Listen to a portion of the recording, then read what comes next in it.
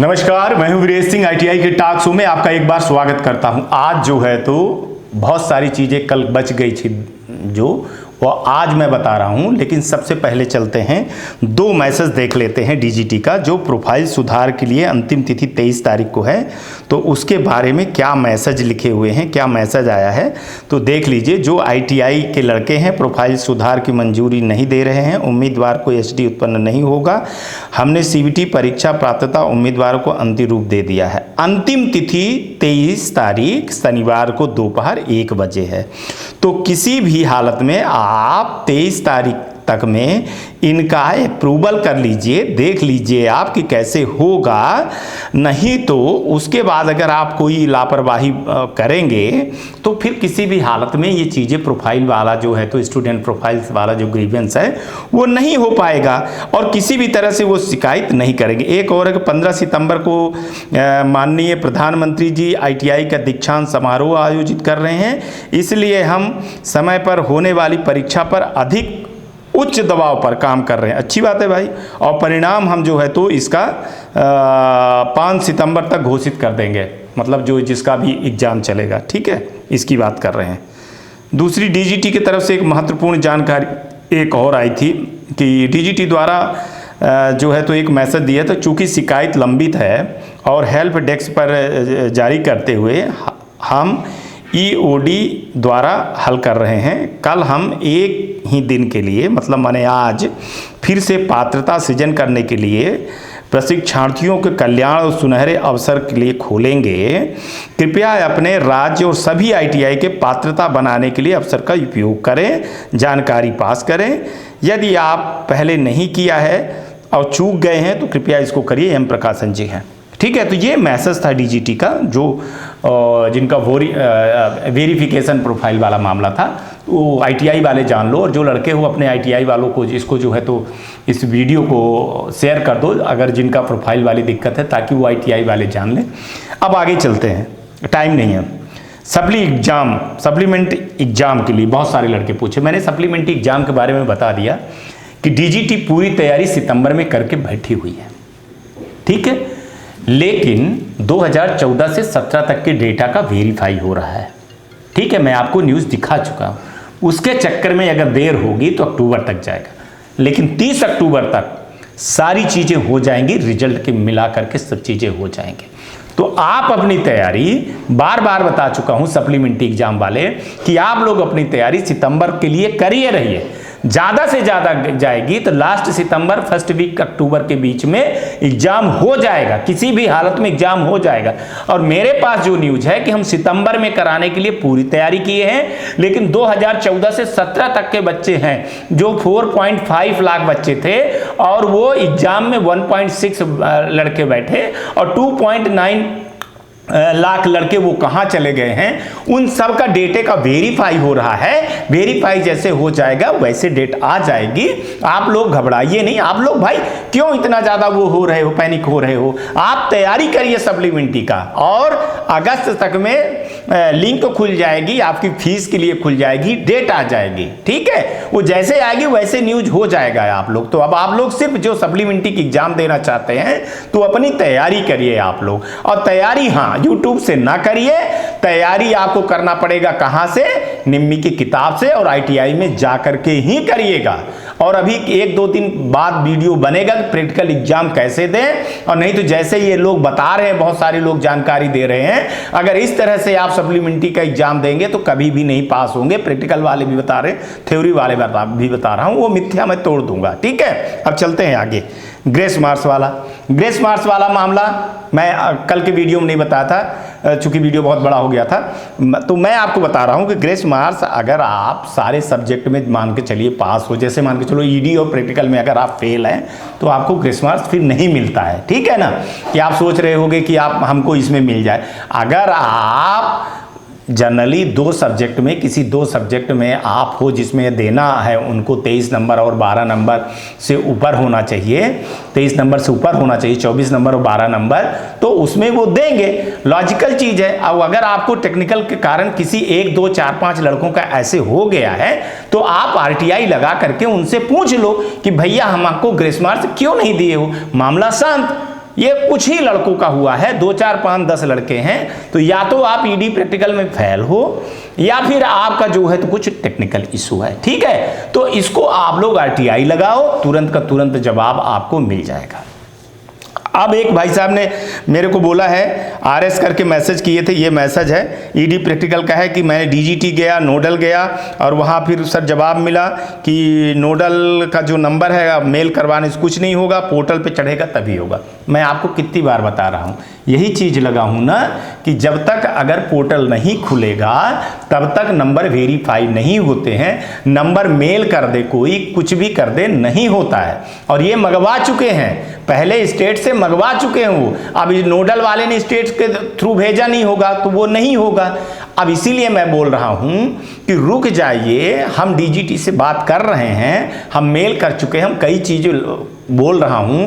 कल मेल में मैंने लगाया था कि जो 22 जो है तो डीजीटी के जो अधिकारी हर स्टेट में रहते हैं उनको भी मैं मेल कर रहा हूं, उनसे बात कर रहा हूं कि सर एक बार जो है तो लिंक खुलवाई जाए जिसमें जो है तो नोडल वाले जो जिन डाटा बचा हुआ है और स्टेट वाला बचा हुआ है तो वेरीफाई कर लिया जाए, ताकि बहुत सारे बच्चे जो है तो सप्लीमेंट्री वाले क्लियर हो जाए। अब इसी के लिए तो मैं आप लोगों के लिए लगा हूं कि अब इसको जब मेल करेंगे, अपन हर जगह दबाव डालेंगे, डायरेक्टर को फोन करेंगे, आरटीआई लगाएंगे, बहुत सारी जब चीजें करेंगे तभी होगा। क्योंकि 6 बार लिंक खोल देने के बाद भी अगर नोडल ने नहीं चढ़ाया है तो कोई गारंटी नहीं है मेरे भाई साहब कि वो 7वीं बार भी चढ़ा दें, इसकी कोई गारंटी नहीं ले सकता है। लेकिन जब आप आरटीआई लगाओगे तो आरटीआई के डर के कारण वो जो है तो नंबर चढ़ाएंगे और वो मेल भी करेंगे, वो मेल भी करेंगे। जब आरटीआई लगेगी ना तब वो मेल भी करेंगे और दबाव भी डालेंगे कि आप खोलिए सर प्लीज, तो तब बनेगा, दबाव बनेगा। इसलिए मैं बोल रहा हूं, ठीक है। अब एक भाई साहब कह रहे हैं कि प्रोफाइल ग्रीवेंसेस का वेरीफाई होने के बाद प्रवेश पत्र का फोटो नहीं अपलोड है, कई बार मेल कर चुका हूं। मैसेज आपको मैं शुरू में दिखा चुका हूं, कल तक है, कल तक आप अपनी पूरी वेरीफाई करवा लीजिए, आईटीआई से क्या क्या डॉक्यूमेंटेशन सबमिट करवाना है, इसके बाद हो जाएगा, ठीक है। एग्जाम के पहले हो जाएगा। कुछ चीज़ें गलत हैं तो कुछ उसको सही सुधार कर रहे हैं, कुछ आप लोगों ने सबमिट करते समय गलत किया होगा, फोटो ठीक से नहीं डली होगी या और डॉक्यूमेंटेशन नहीं डाला होगा। तो मैं ये चीज़ें हालांकि भेज चुका हूँ उनको, वहाँ से जवाब आया है और ये 1-2 दिन के लिए खोल दिया गया है, शनिवार तक के लिए। तो शनिवार तक आप लोग अपनी सारी चीज़ें कर लीजिए।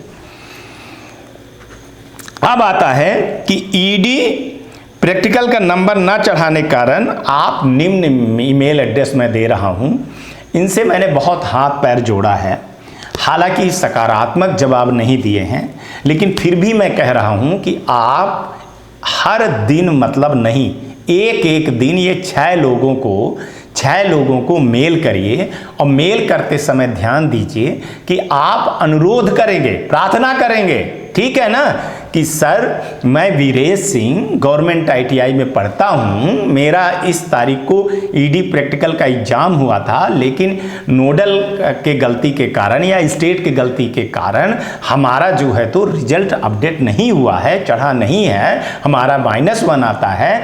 हमने आरटीआई लगाई, हम जब पूछताछ किए तो हमको ये चीज़ों का जवाब आया है।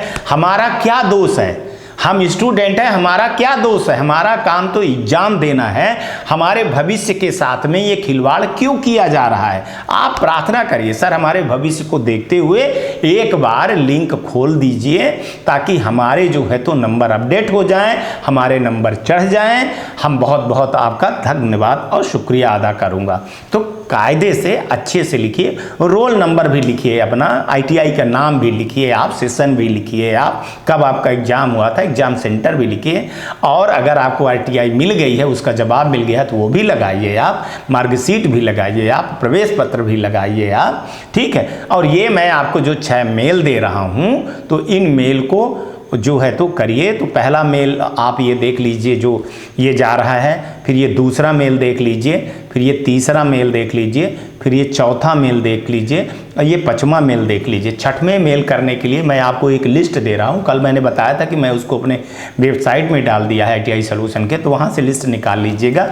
आपके हर स्टेट के 22 लोग जो है तो ये डायरेक्टर हैं, ये डायरेक्टर वो डायरेक्टर नहीं, ये डीजीटी के तरफ से स्टेट डायरेक्टर हैं, ठीक है। ये डीजीटी नियुक्त करती है इनको कि आप स्टेट की प्रॉब्लम को देखिए। एक समन्वय है डीजीटी और स्टेट डायरेक्टर के बीच में, एक समन्वय समिति है, उसके ये लोग मेंबर होते हैं, डायरेक्टर होते हैं। तो इनको भी मेल करिए, ये लिस्ट मैंने डाल दिया, इन लिस्ट में देखिए और उनको भी जो है तो आप मेल कर दीजिए। सबसे प्रार्थना करिए कि सर हमारी क्या गलती है, हम स्टूडेंट हैं, हमारा काम एग्जाम देना था तो हम एग्जाम दिए, हमारी इसमें क्या गलती है, आप एक बार पोर्टल खुलवाइए।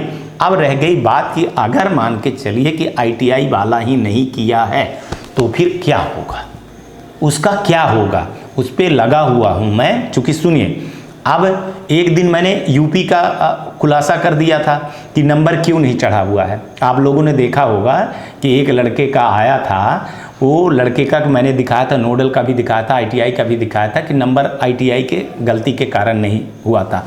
वो एससीबीटी वाले में कर दिए और एनसीबीटी वाले में अप्रूवल नहीं किए, तो बहुत सारे लड़कों का, करीबन बहुत सारे हजारों लड़कों का जो है तो नहीं हुआ। कई जगह स्पेशल एग्जाम। ऐसे मैं आपको कल जो है तो मोतिहारी बिहार का दिखाऊंगा, जिसमें देखिए कैसे आईटीआई वाले ने और कैसे आईटीआई के ऑपरेटर ने, कैसे वहाँ के परीक्षा के नियंत्रण ने कैसे गलती करके और क्या बोलते हैं, और लड़कों का कैसे रिजल्ट उन्होंने -1 में करवा दिया, जिसका डेटा नहीं चढ़ा और उन लड़कों के भविष्य जो है तो दांव पे लग गई है। तो उनका भी मैं पूरा पोल खोलूंगा, खुलासा करूंगा, वो देखिएगा। और फिर एक दिन और चीज़ें का खुलासा होगा तो खुलासा करूंगा। देखिए, बहुत सारी चीज़ें दिखाने के पहले मेरे को तथ्य सबूत सारी चीज़ें लेनी होती है, इसके बाद ही मैं ये शो दिखाता हूं आपको। तो आप लोगों से अनुग्रह है कि आपको जो ईमेल एड्रेस दिए गए हैं उस पर मेल करिए, प्रार्थना करिए। देखिए, अब कोई उपाय नहीं बचा हुआ है। अब एग्जाम देने के लिए किसी भी दिन आ जाएगा, किसी भी दिन सप्लीमेंट्री एग्जाम की डेट आ जाएगी, फीस जमा करने के लिए आ जाएगी, तो फिर आप कुछ नहीं कर पाओगे। और अगर आप सप्लीमेंट्री में चले जाओगे तो अगर आपका एक बार अपडेट नहीं हुआ तो दोबारा अपडेट होने की कोई गुंजाइश नहीं रहती है। साफ साफ मैं बोल रहा हूं आप लोगों को, ठीक है। एक भाई साहब कह रहे हैं कि ग्रीवेंसेस किए हुए हमको 1 महीने 2 महीने से ऊपर हो, 1 साल से ऊपर हो गया। तो भाई साहब, आप 1 साल से क्यों बैठे हुए हो? आप ग्रीवेंसेस आपका नहीं आएगा, निम्मी में है तो नहीं है, आप एक आरटीआई लगा दो, वो पता चल जाएगा। और नहीं है तो फिर दूसरा निम्मी में लगा दो, एक स्टेट में वहां लगा दो, डीजीटी के ऊपर लगा दो, एक निम्मी पे लगा दो कि आप बताइए कि आप हमारा क्यों रोके हुए हो। आपको जब मैं बहुत बड़ा हथियार बता दिया कि आरटीआई लगाने से आपको सूचना मिल जाती है, आपको सही जानकारी मिल जाती है कि एक्चुअली में गलती हो कहां रही है। कहीं आप ही ने तो नहीं गलती कर दिया, कहीं आपकी आईटीआई वाले ने तो गलती नहीं कर दिया, कहीं नोडल ने तो नहीं किया, स्टेट ने तो नहीं किया, एजेंसी ने तो नहीं किया, विप्रो ने तो नहीं किया, डीजीटी ने नहीं किया, निम्मी ने नहीं किया। और यह जानकारी जानने का हक आपके पास है, और जानिए आप। आज तक के लिए इतना ही। आगे चल करके फिर से नए शो पे आएंगे और बात करेंगे किसी मुद्दे पर, और तब तक आप लोग अपना ध्यान रखिएगा। और हाँ, एक चीज़ और कि ये देख लीजिए, 25 तारीख को सोमवार को 9 बजे राजकीय महिला आईटीआई पश्चिम चंपारण में प्रधानमंत्री अप्रेंटिसशिप मेला है।